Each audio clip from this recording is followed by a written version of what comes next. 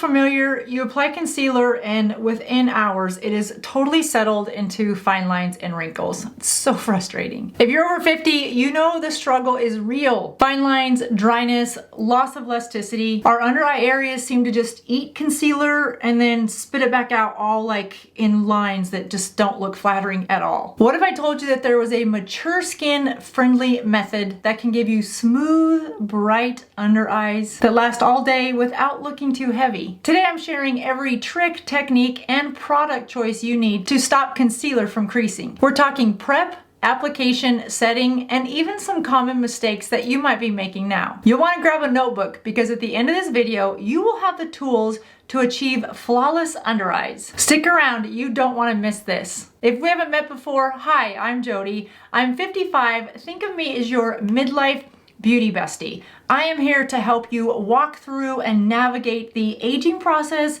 when it comes to our more mature skin, everything from hair products, beauty products, skincare products, makeup products, which is all actually beauty products, but you know what I mean. We do product reviews, we test new products, we test techniques, application, and we're always on the hunt for those applications that help, you know, not hide our wrinkles or what I like to call too as wisdom lines. We have them, they are there, they are going to show. But if we can look for products with the right ingredients that don't dry out our skin even more and don't settle into fine lines and wrinkles, well, I'm here for that. So today, let's tackle this creasing concealer issue. Think of your under eye area as a sponge. If it's dry, it's gonna suck up that concealer and leave it looking very patchy and prone to creasing. So we need to plump and hydrate this area first. One of the things that I've been doing the last 3 months, and I've really loved the result, is applying some Aquaphor to my under eye area at night. That gives me all night to just keep hydration in my under eye area. I would imagine you can use Vaseline. In fact, one of you commented that you sleep with Vaseline on all night long. I've never done that, but I do use this underneath my eyes. Then in the morning, I don't wash it off. I just pat it in really good to add that extra hydration. Then before you apply any of your makeup, after you've done your sunscreen, you want to apply a moisturizer to this under eye area. If you have a good moisturizer that you're loving, then stick with it. The key is to add just a little bit of moisturizer. You can use eye cream, you can use serum, whatever you're already using underneath your eyes. I like the CeraVe Skin Renewing Night Cream. Some of you have commented that you think this is too thick, that your skin underneath your eyes is too thin, and these molecules are too large to absorb into the skin. That has not been my personal experience. This has worked great for me. So if you have an eye serum or an eye cream that you love, then definitely keep using it. Just be sure to use it.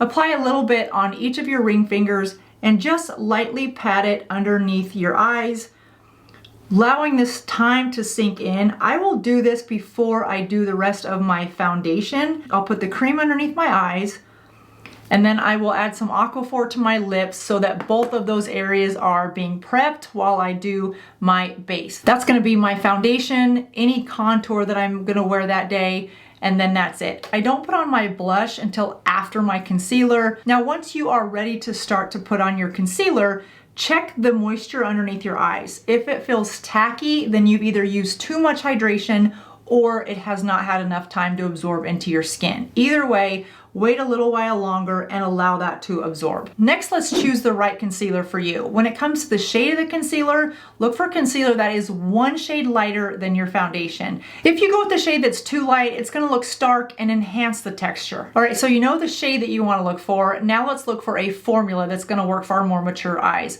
Avoid formulas that say that they are full coverage or long wear or matte. These formulas are stiff and will look cakey on our more mature eyes, especially where you have high movement and wrinkles. For more mature dry eyes, you also want to avoid the ingredient silica. Silica is great for controlling oil and for a blurring effect, but it can absorb moisture from the skin. This may accentuate fine lines and cause a tightness and dryness look over time. You also want to avoid an ingredient called PPG-12, which is a film forming ingredient that can contribute to a matte look and a long wear finish, but this can also lead to moisture loss on dry skin over time. Instead, look for ingredients like cocoa caprate, which is an emollient delivered from coconut oil and helps soften the skin and give a silky texture. So what are some concealers that I would recommend? If you have oily under eye area, the Double Wear by Estee Lauder is a really nice concealer. This is a full coverage semi-matte concealer.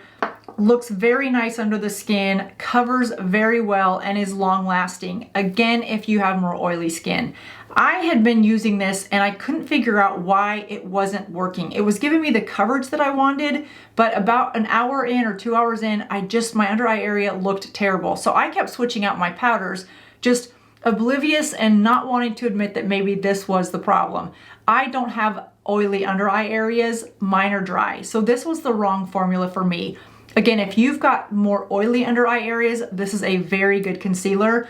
A good cost alternative to that is the e.l.f. Camo Concealer. Also full coverage, also a little bit on the thicker side, long lasting. It doesn't dry down to be quite a semi-matte like the Estee Lauder does, but it lasts, once you put it in place, it lasts all day. It works very nicely on oily under eye area because of the ingredients. Now, if you are like me and you're like, no, I'm the complete opposite of that, I have dry under eye area and it's getting drier by the day, then you're going to want to look for a liquid concealer that is light to medium coverage, that contains ingredients like cocoa caprate, for example. For me, my new holy grail is the RMS Revitalize Hydra Concealer. I saw Rosemary Smith, who is the founder of RMS Beauty, do a demonstration on this concealer on a live stream with Glam Girl Gabby. And once she explained how she created this with all the good ingredients that hydrate and lock in moisture to your under eye area and avoided the ingredients that are in a lot of concealers but don't work well for more dry skin, I ordered it online right away. I use WN04, and you guys, this is truly my new holy grail concealer. Now, when it comes to applying concealer for that creaseless process, let's get back to that. We've hydrated this under eye area very well. Now we're gonna go in and apply the concealer. Before we do this, if you find that you have dark circles and you need to neutralize that darkness before your concealer is going to give you the color that you want, then this is where you would insert that color corrector. Color correctors are really, again, designed to neutralize that under eye area so that you get the true color payout of your concealer. I don't have those dark circles. If you do, everyone's under eye darkness is different and it really depends on your undertones. Look at a color wheel and identify what color darkness do you have. Go directly across on your color wheel. That's the shade that you want to look for in a color corrector. Smashbox has some really nice color correctors. Kosas has some nice color correctors. You just want to look for one that is opposite what that darkness is underneath your eye. I'll leave a couple down below in the description box just to give you some examples of some that I've tried. Again, I don't have a lot of color correctness to do unless I eat sugar the day before. Then I have a lot of purple areas underneath here that I have to color correct.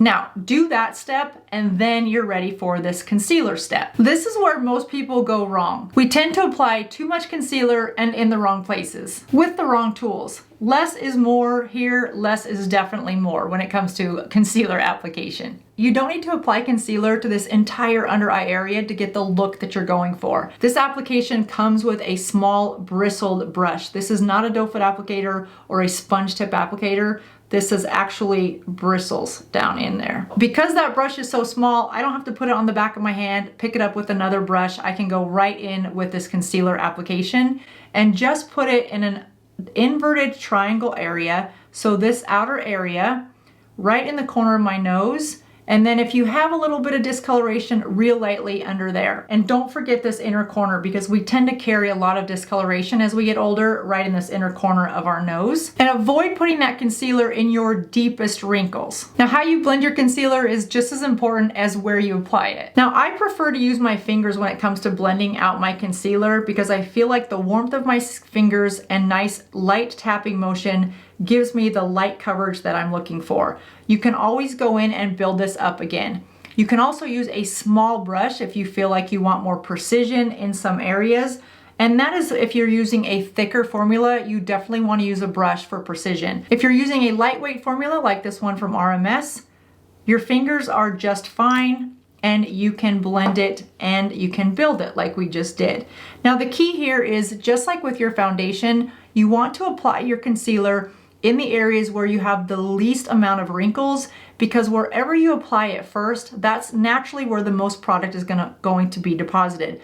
Then you want to blend it to the more high movement areas, and you're not pushing or pulling that product, you're really tapping it all the way around where you need it. So whatever tool you use a press and tap motion. We want to meld that product with your skin, not smear it around. And blend outward, feathering the edges until seamless. Now I like to bring that concealer up underneath my lashes, but not all the way to my lashes. Because I have a little bit of discoloration right underneath my eyes, I like to use that to my advantage, because when I apply that concealer, it gives my eye a little bit of a definition instead of taking that concealer all the way up past my lashes, because then we're gonna go and add some eyeshadow for a eyeshadow look underneath.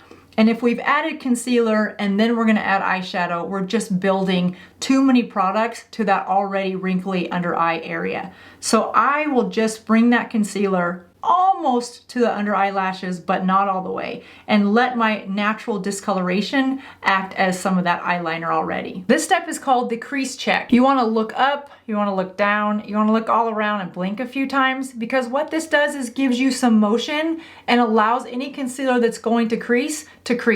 Before you set this with a powder, we want to find where any creasing has already happened and really lightly press it out with your fingertip or a small brush. Getting that concealer out of the areas where it has already settled ensures that we get a more smooth base before we lock in the product. Now here's step 4. This is called the invisible setting technique. Setting with too much powder or the wrong powder formula can leave everything looking dry and cakey. We want an invisible set. Look for a finely milled powder and either a translucent or one with a little bit of a brightening to it. I try a lot of setting powders for underneath my eyes. I use the smallest amount. The one I've been loving is this Fenty Beauty Bright in Rose Quartz. It is very finely milled and it offers a brightening effect, so I don't need my concealer to be any lighter than that one shade lighter that we talked about, one shade lighter than your foundation. And then you can set it with a little bit of a brightening powder, so you get the concealer effect plus the brightening effect with just 2 products that are really developed and have us more mature women in mind, with all those wisdom lines underneath our eye. I like to take the smallest amount of this, put it on my fingers, and then press it lightly so that I've evenly distributed the product on both fingers. Now that I've made sure that my under eye area is creaseless, meaning I've pressed all those areas that might have settled out so that I'm not setting what's already there, take a little bit of that powder, tap it out, and then very lightly tap and roll underneath the eye area. Just the smallest amount of powder. Now, if you find that you are more oily under your eyes, then you can take a light fluffy brush, something like this, add a little bit of setting spray to your fluffy brush, and then go into your powder. That extra bit of setting spray on your brush before you go into your powder gives everything an extra staying power. So let's apply a little bit of blush so we can finish the look. I'm using the Still Magnolias from the new Jane Iredale Color Luxe edition. I've been using Heartbreaker and I started using this Still Magnolias and absolutely love it. All right, a couple pitfalls to avoid when it comes to under eye concealer. Too much product is the #1 culprit of having your under eye areas crease. The #2 pitfall to avoid is skipping that prepping step. That is really important, that you're preparing your canvas before you apply that concealer. Let's finish the pitfalls while I apply some eyeshadow to this under eye area to create some eyeliner. This is the Nikki LaRose in 12, and I'm using the Natasha Denona. This is her newer palette, the Eye Sculpt Texture and Tone palette in Soft. Another pitfall to avoid is using the wrong tools. Use your fingers to apply your concealer if you have a larger area and you don't need precision. Use a small brush when you're doing precision concealer work. Another pitfall to avoid is to not set or using too much powder to set that under eye area. Just the smallest amount is all we need to lock in that concealer, making sure that we're locking it in where it's not already creased.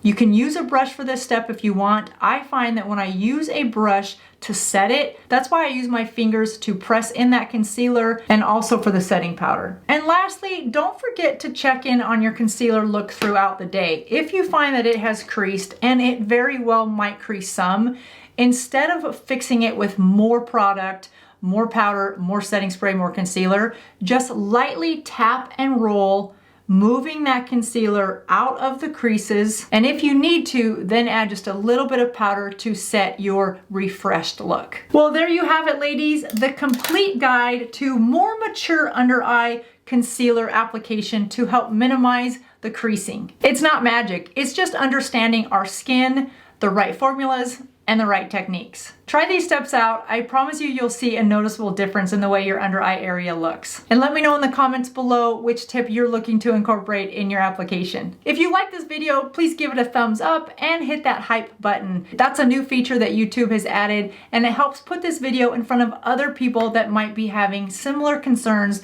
and they're typing in how to stop my concealer from creasing. Now that we've done an in-depth concealer application, if you're struggling with contour and or bronzing, check out this video. I think it'll answer a lot of the questions that you may have. That does it for me today, you guys. Thanks so much for watching. I'll see you in just a couple days. Bye-bye.